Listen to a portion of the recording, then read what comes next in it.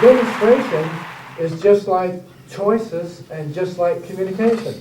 You cannot not communicate. You cannot not make a choice.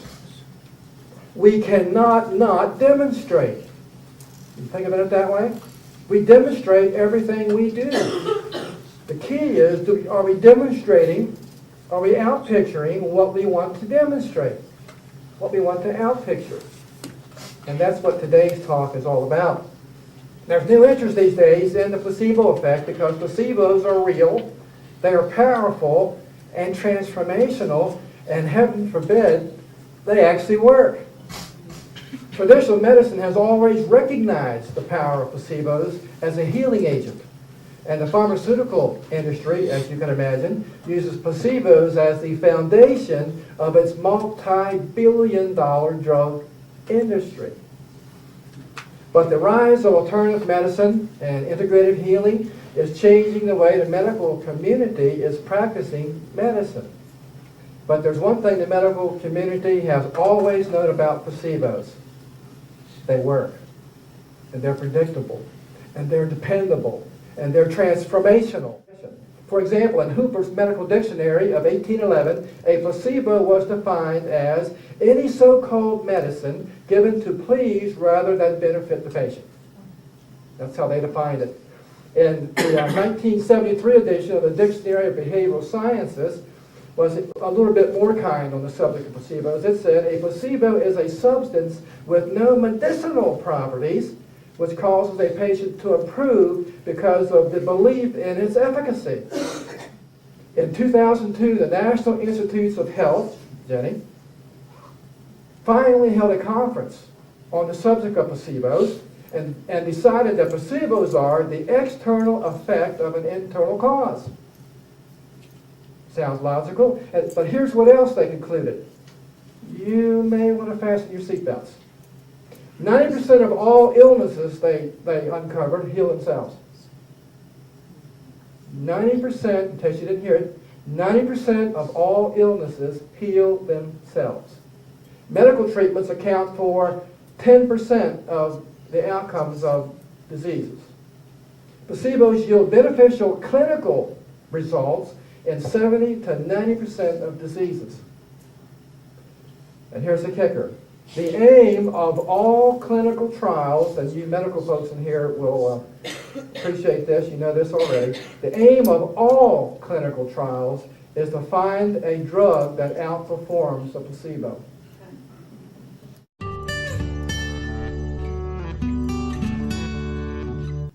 Pregnant women who were experiencing nausea and vomiting were told that a prescribed tonic would eliminate the problem.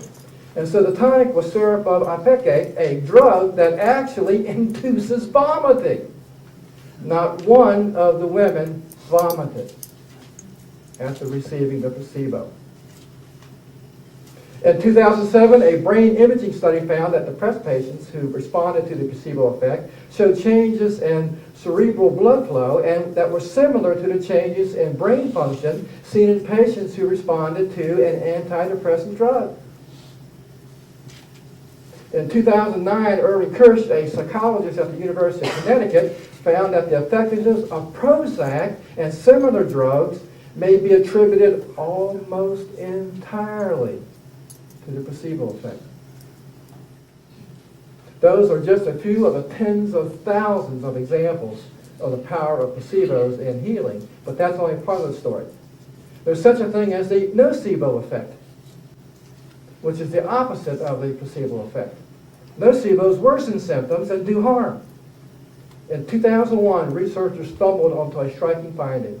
People who believed that they were prone to heart disease were nearly 4 times as likely to die of a heart attack or stroke as people with similar risk factors who didn't hold such fatalistic views. In other words, the higher risk of death had nothing to do with the usual heart disease culprits like age, blood pressure, cholesterol, weight. Instead, it tracked very closely with the power of belief. Think sick, be sick. Think a disease is fatal, and chances are it'll be fatal for you. Surgeons are wary of people who are convinced that they will die, says Herbert Benson. a Harvard professor and president of Mind Body Medical Institute in Boston. He goes on to say, there are examples of studies done on people undergoing surgery, serious surgery, who seem to prefer to die in order to reconnect with loved ones. Close to 90% of those people die on the operating table. The Hebrew Testament character of Job, remember good old Job, discovered the power of nocebos. He had suffered terribly, lost all of his family and possessions, and came to this timeless realization, a realization we can learn more from today. What I have feared, he said, the most has come upon me. If that's not nocebo action, I don't know what is. We Unitics know that fear comes from here, not out there anyway. It's the way we perceive it. It's a product of our consciousness. Myrtle Fillmore reminds us not to affirm anything we do not want to demonstrate in our lives. She would not be in favor of nocebos, would she?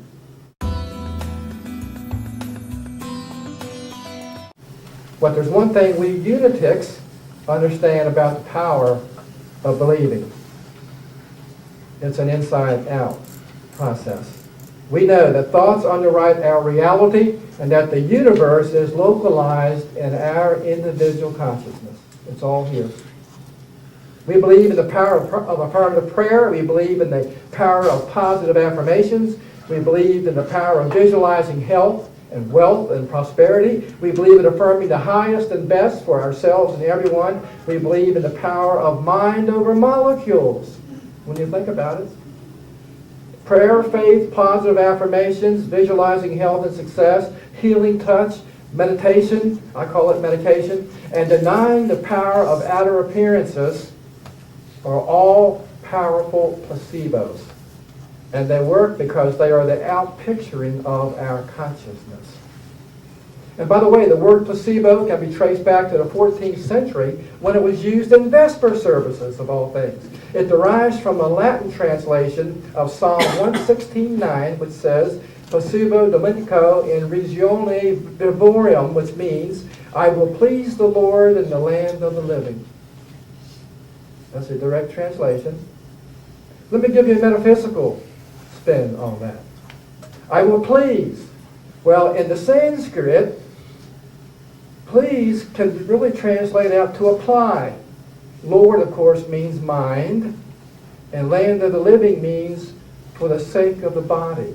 So metaphysically interpreted, it means I will apply the mind for the sake of the body. It's not only beautiful, it's transformative because it's true. Not only about placebos, but about belief and prayer. Everything that we do, it is our mind, our consciousness that creates our reality. I'm going to say this without reservation or equivocation. You won't find a drug that outperforms faith. Doesn't exist, you're not going to find it. Faith is the most powerful placebo in existence. Placebos are the outpicturing of mind action, and as we just learned, 90% of all healing is self-healing. We heal from the inside out. What is this internal something that causes us to heal from the inside out? Well, of course, it's our consciousness, the way we think and feel. It is our consciousness that produces thoughts. Our thoughts produce beliefs. Our beliefs produce worldviews. Our worldviews dispose us to certain kinds of inclinations. Our inclinations produce choices, and our choices lead to the actions that transform our lives.